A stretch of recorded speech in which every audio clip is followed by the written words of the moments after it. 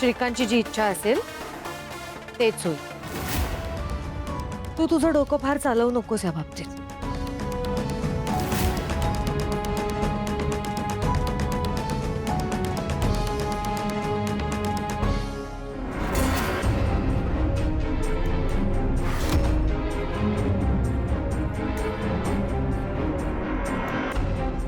Priya madam, Priya madam, काय झालं? काय झालं म्हणून मलाच कशी विचारतेस ग?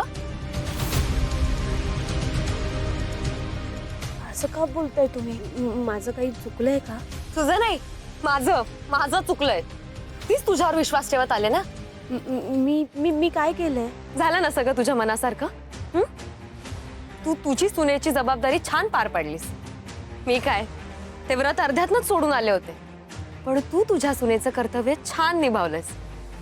आता बाबांनाही डिस्चार्ज मिळणार, तू त्यांचीही मर्जी मिळवलीस. मग बाबा आता तुला खुश होऊन घरात घेणार. मग काय सगळं घर तुझं. माझं तर या घरात काही महत्वच उरणार नाहीये. प्रिया मॅडम, असं का बोलताय तुम्ही?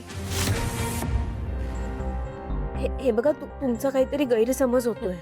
हो, श्रीकांत सरांना लवकर बरं वाटावं म्हणून मी हे व्रत पूर्ण केलंय.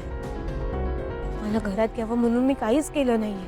पण आज तुम्हाला असं अचानक असं का वाटतंय माझ्याबद्दल? मला माहितीये प्रिया मॅडम, मी माझ्या मनात सुद्धा असं कधीच नाही येणार. मी असं का करताय? प्रिया मॅडम, आपण चांगल्या मैत्रिणी आहोत ना. मग का असं करताय? पारू, गोड गोड बोलून मला मनवण्याचा प्रयत्न करू नकोस हा. हे बघ, आज बाबांचा डिस्चार्ज होणार आहे. आम्ही सगळे त्यांना घेऊन घरी जाणार आहोत.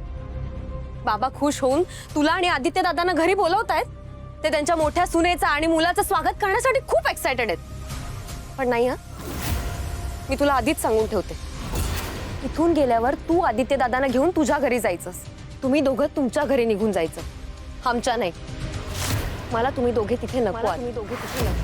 आमचं सगळं खूप सुखात चालू आहे. उगाच आमचं सुख हिरावून घेण्याचा प्रयत्न करू नका प्लीज.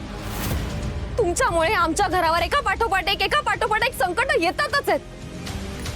पण पारू प्लीज, ह्या पुढे आमच्या घरात येऊ नकोस. आम्हाला सुखात राहू देत. विनाकारण आमचं लाईफ डिस्टर्ब करू नकोस प्लीज.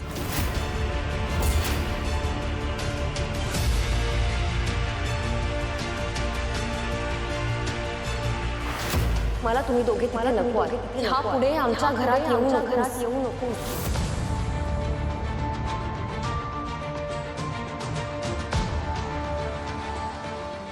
पारू,